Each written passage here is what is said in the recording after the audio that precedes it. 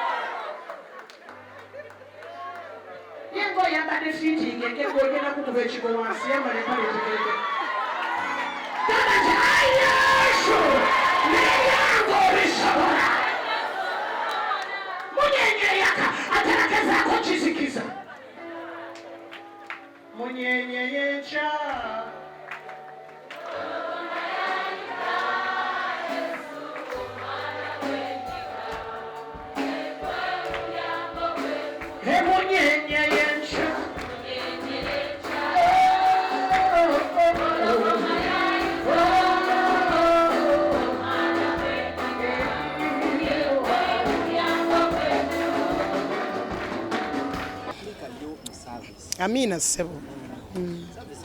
Service badde nungi twogera Christmas mazaalibwa ga Yesu.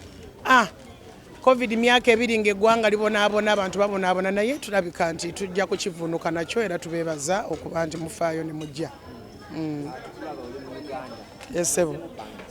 Wiiki 3 kuva nakomawo kuva mu America ne Dubai ate nga abaana bange bali mu America gye basomera gye bakolera. Era obwedda mbalaba ku projector screen nga bakyaki ebamisinga naye balina okusoma mu America gye babeera gye bazaalibwa.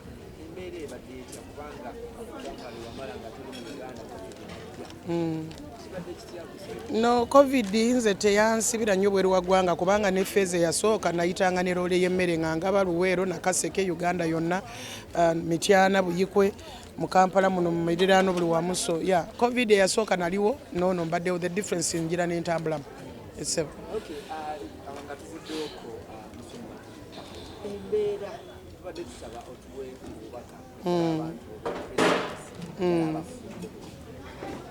naye embeera y'obufumbo ate nze nali badde njogerako bye mbadde mpitya muto bimanyi munnange. Njagala okuwa omukulu mwami Katongole ekitiibwa. Saagala kwogera kigambo nti kumumalirako biseera kubanga ate awo b'omuweebudde. Buli lwogamba omuntu saagala mumalirako biseera ayinza okulowooza nti omuweebula naye nga amazima gali nti ebyo ebintu kati bindi mabega nnyo. I'm pressing forward with life. I'm focusing. There are no grudges being held. Tugenda mu maaso.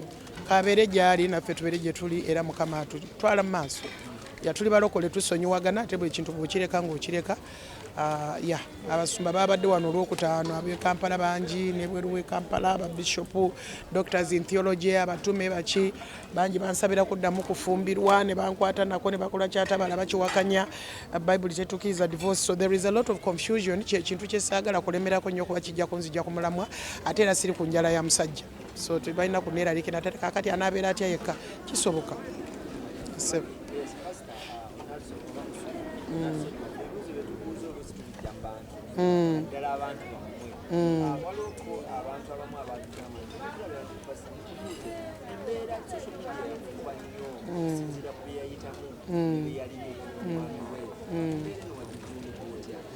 Ate n'ekyankuba social media ekyankuba naye okimanyi ffe abalokole naddala abafukibwako amafuta ga Katonda Katonda akugumya.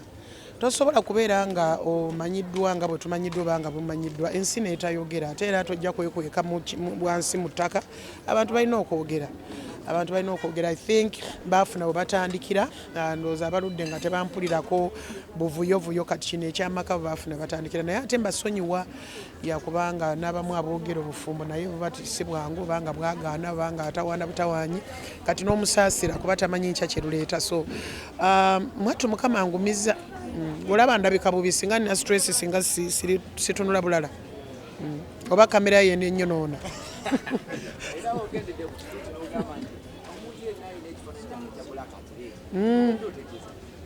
Ati muneebayise bakukya kweyerusa ne kubanga omanyi nze ndi open oba ndabeera nnyo mbazungu kyobula sikweka myaka.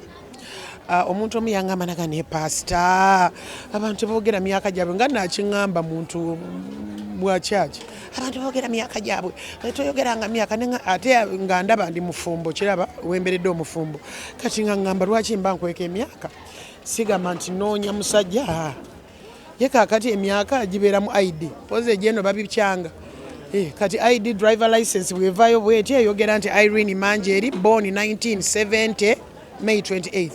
Akati ate nga nzija mawulire nga ngamba giri asatu nsiba muyaye nnyo ate saagala buyaye. So ndudde mu system eyogera ekintu nga bwe kiri. So ekyokweyerusa kibatawaanya naye nsaba eyali andabyeko nga ndi muddugavu aleete ekifaananyi kyange ku myaka gye bandabidde mu Kampala. Pride Theatre tumazeewo.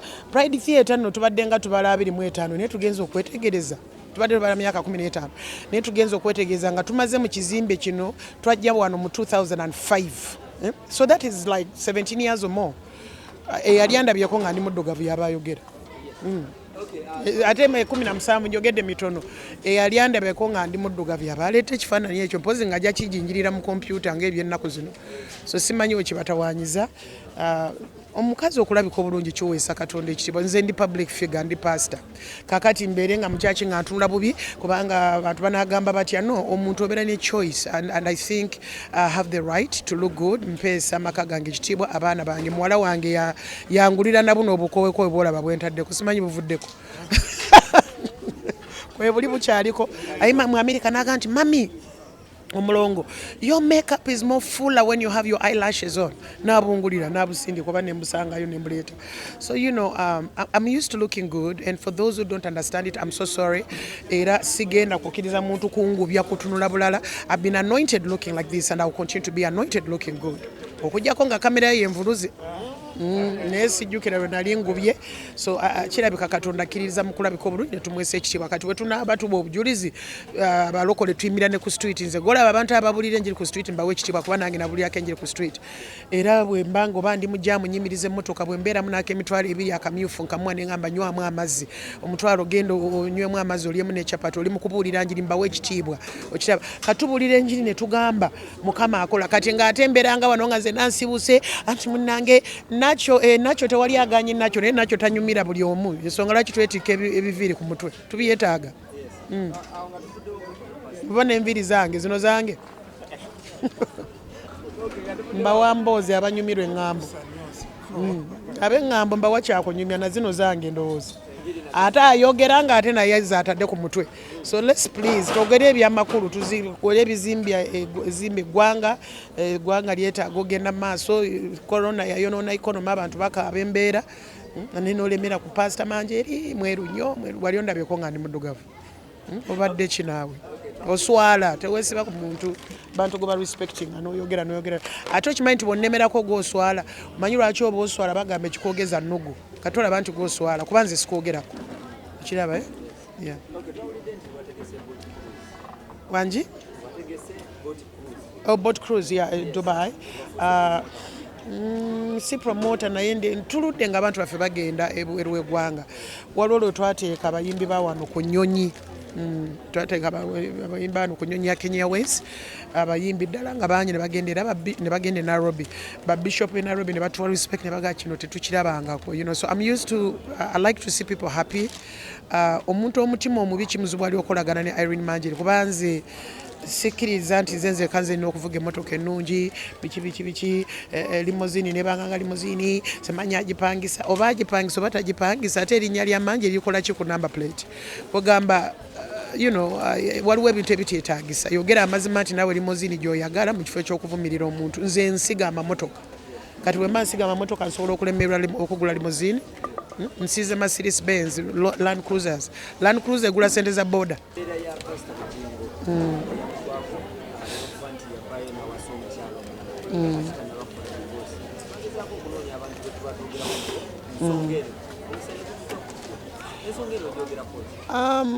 Engeri gye mulabanga mwannyinaze bwe yali akyali mu Ndeeba yajjanga wano n'aweereza abantu baffe ne bamwagala nnyo era nakati bamwagala.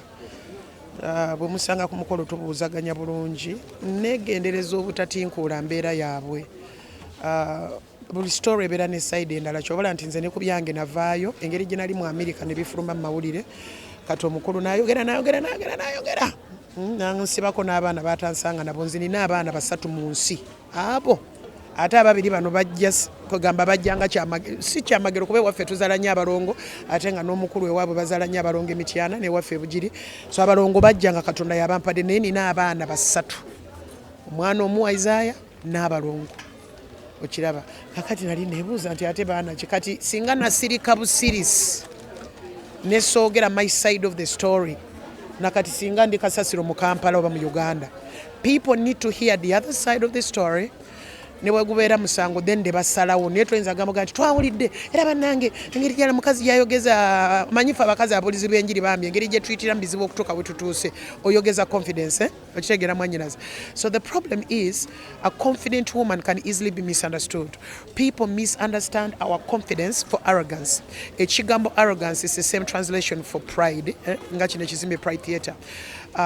So not noticing at African people, and I'm sorry to say that, let me not say Ugandans, but let me say in general African people don't know how to differentiate confidence and arrogance. Boyogeza obuvumu bwoti ololi wa malala kutegeera kati oba obaddeko mawanga nga it's okay to have expression, you express yourself. So then if I have to shut up ate omuntu nampayiriza n'alimba ebitaliiyo kakati lwaki ensi temanya mazima ate amazima tegeekweka. So nze okubaako kyenjogera nalina okuba nti people hear the other side of the story nga simugamba nti kumanyoko n'ekyo kankyogere nga bwe kiri nga simuvuma nga simulangira naye nga people need to hear the other side of the story.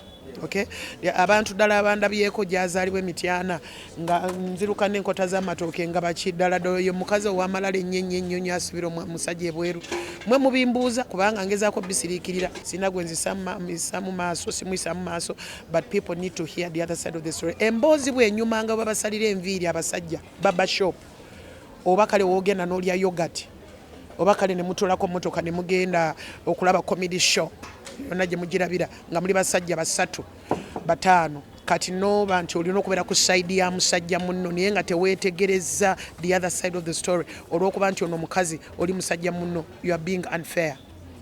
You are being very unfair. Kuba naawe ozadde abaana bawala naawe olina omukyala ate ekineewunyisa nti sometime abantu abapika omuntu nti omukazi muyise bwoti ate babeera balabira bakyala baabwe bo babeera baweerera abaana baabwe. So bambi nali sinoonya kuvumirira muntu yenna but people had to hear the other side of the story. Kansubire nti ebituuse biwedde oli mumuleka awase agende maaso ate mbeegayiridde tewabeera waabalimba nti nkabira musajja kudda sisobola kikola ekyo wakiri mbeera nzeka sisobola okukaabira omusajja nti kubanga ekyo kye baagezaako okulimba abantu no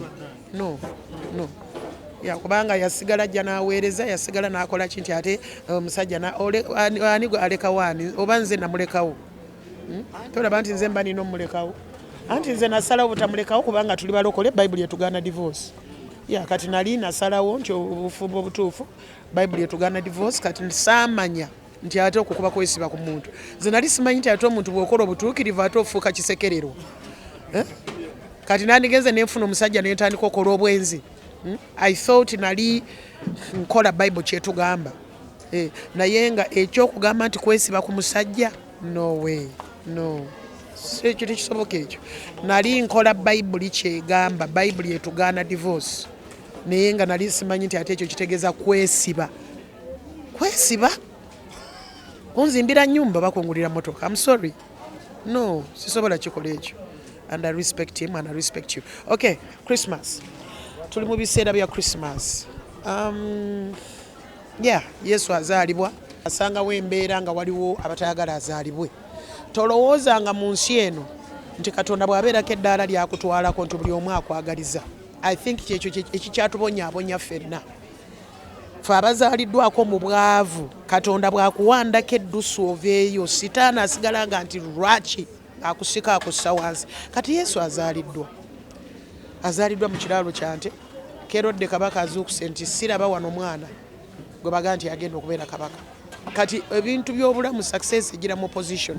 Nawandika akatabo katunda nnyo kuba mpandika obutabo, and the title of the book is The Ability to Operate Under Opposition and Still Succeed, and I'm a product of that, and I believe many other pastors are product of that. Abasumba bonna be mulaba be mwegomba be muga nti bayiseemu tuyitidde mu bintu kogamba byonyonyola omuntu n'atabitegeera ate abamu abatulwanyisa yeekyo abatakisobola. Ffe abamu tetumanyi lukujjukujju lwa kufuna ssente. Okkiriza Katonda n'osiga ensigo n'oyamba abantu n'okola ekitalina kutwala mu kkomera. Owulidde n'okola nga tonakolalikira nti kuba kati nze mbeera ne poliisi buli wamu naye tonsinza kulimba nti mikwano gyange nnyo nti bwe bandaba nga nkoze ensobi tisesanga mu buzibu. Ekirala kye ŋŋamba wano mulabyo UPDF esiibye wano Uganda Air Force. So ffe abagezezaako kola amazima sitaani kimunyiiza kuba tetumanyi makoonaga panga kino gira ddiiro. No, nze Katonda kyaŋŋamba okola kyenkola ogenda okulaba nga ebintu bitambula. Tetuli bubi bambi era nabagamba seetaaga nagenda mu kooti lwa kintu kyonna siraba kye neetaagayo naye nga Merry Christmas. Yesu yazaalibwa Kerode tayagala azaalibwe, era Kerode yazukuka n'asitula olutalo n'atuuka n'okutta abaana abalala nga Yesu bamututte mu Egypt. Bwe yamanya nti Yesu bamubuzizaawo kati n'alowooza nti ajja kumuttira mu bano be yatta abatalina musango, ekigezaako okukuttira mu balala abafa, ekigezaako okuttira mu bafa corona, mu bafa eddogo, mu bafa ebirwadde ebirala oba HIV AIDS. Mukama tagenda kuleka kufa. Nkusabidde Mukama akuwonye, nkusabidde Mukama akutaase, nkusabidde Mukama akuwe second chance. May you live a long life. May you be blessed in the name of Jesus. So I want to say to all of you, Merry Christmas and Happy New Year. And ensi yonna ejaguza amawanga g'ebweru batimba ebibuga ne byakayakana. Bw'ogenda Las Vegas kati, bw'ogenda New York, bw'ogenda London City, weewuunya bizimbe byonna biriko amataala.